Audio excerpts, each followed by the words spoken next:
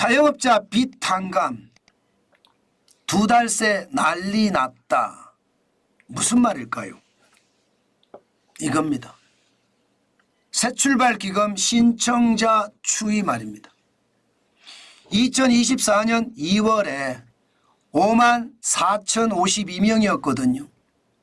4월에는요 63,782명입니다. 2달 사이에 18%가 늘었어요. 와, 9,730명. 진짜 많이 늘었죠. 예, 그만큼 말입니다. 자영업자들의 상황 굉장히 어렵다는 뜻이에요. 이 빚탕감 새출발 기금에 신청을 하면 빚탕감이 되거든요. 굉장히 많이 됩니다. 지금 기존에는 말입니다. 예, 재난지원금을 받은 사람, 손실보상금을 받은 사람, 대출 만기 연장을 받은 사람, 코로나 피해 증명한 사람, 이런 사람들만 받았는데 이게 확대를 시켰잖아요. 코로나 기간 중 2020년 4월에서 2023년 5월에 사업을 한 전 자영업자로 확대를 시켰습니다. 그러니까 이게 한꺼번에 갑자기 많이 늘어난 거죠. 게다가 여러분 빚탕감의 정도가 셉니다. 총 채무 한도가 15억 미만이어야 되고요. 예, 원금 감면은 15억 중에 말입니다. 12억까지도 해줍니다. 12억까지도. 최대 80%, 취약계층은 90%까지 해줍니다. 그러면서 그 내용, 나머지 남은 내용에 대해서도요. 분할 상환을 하게 해주고 이자도 감면을 해줍니다. 엄청난 혜택이죠. 그만큼 말입니다. 새출발 기금은 자영업자들의 빚을 탕감해 주고요. 자영업자들이 다시 생존할 수 있는 길을 마련해 준다. 이런 얘기입니다. 총 규모는 30조 규모입니다. 그만큼 말입니다. 정부가 자영업자들의 빚 탕감을 해 준다고 하니까 많은 자영업자들이 빚을 많이 탕감해 달라고 신청했다는 뜻이에요. 이 새출발 기금 있잖아요.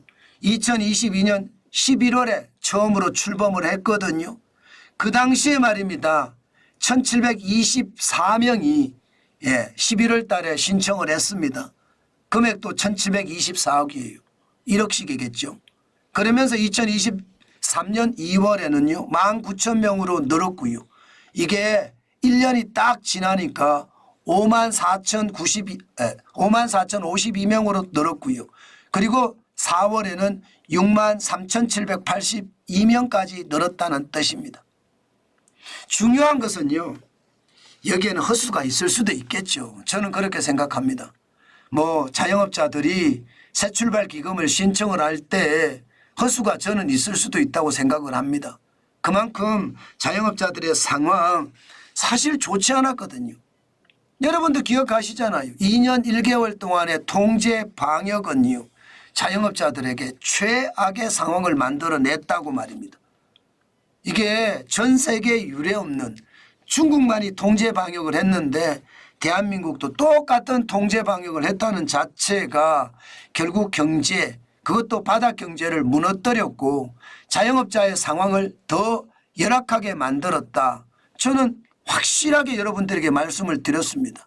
그런데 이들이 다시 살겠다고 새출발 기금을 신청하는 것, 저는 진짜 타당하다고 생각을 합니다. 많은 분들은 그렇게 이야기해요. 또 빚탕감이야? 그렇게 이야기하지만요. 자영업자들의 현실을 보면 빚탕감을 해주지 않으면요. 그 자영업자는 지금 극단적인 선택 외에 다른 선택의 여지가 없습니다. 그런 것을 감안을 해보면 참 안타깝습니다. 그만큼 말입니다. 자영업자들의 상황이 지금 열악하다는 것이고 결국 말입니다. 문재인 정부 때 저질러 놨던 모든 일들 윤석열 정부에서 뒤치다거리 아니라고 정신없다 이렇게 얘기할 수 있는 거죠. 문제는 이 모든 것이 말입니다.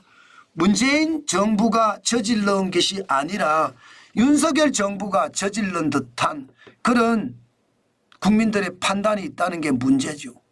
사실은요. 이것은요. 문재인 정부의 어떤 실정이 결국 윤석열 정부에 타격을 줬다는 뜻이 참 안타깝죠. 안타깝지만 이게 현실이고요. 그만큼 자영업자들의 상황 줄줄이 무너졌다 이렇게 얘기해도 틀린 말이 아닙니다. 저는 윤석열 정부가 못한 게 있어요? 없지 않아요. 윤석열 정부도 2년 동안 경제개혁이라는 경자도 하지 못했습니다.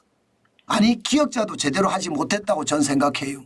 최저임금에 대한 조정이라든가 주 52시간제에 대한 합리화라든가 중대재기업처벌법의 현실화라든가 이런 것을 했어야 되는데 이거를 제대로 하지 못하고 말입니다. 예, 총선 끝나면 하겠다고. 그런데 국민이 그걸 봐줍니까? 국민은 절대 안 봐줍니다. 지금 윤석열 정부의 투지력, 전투력 다 떨어졌습니다.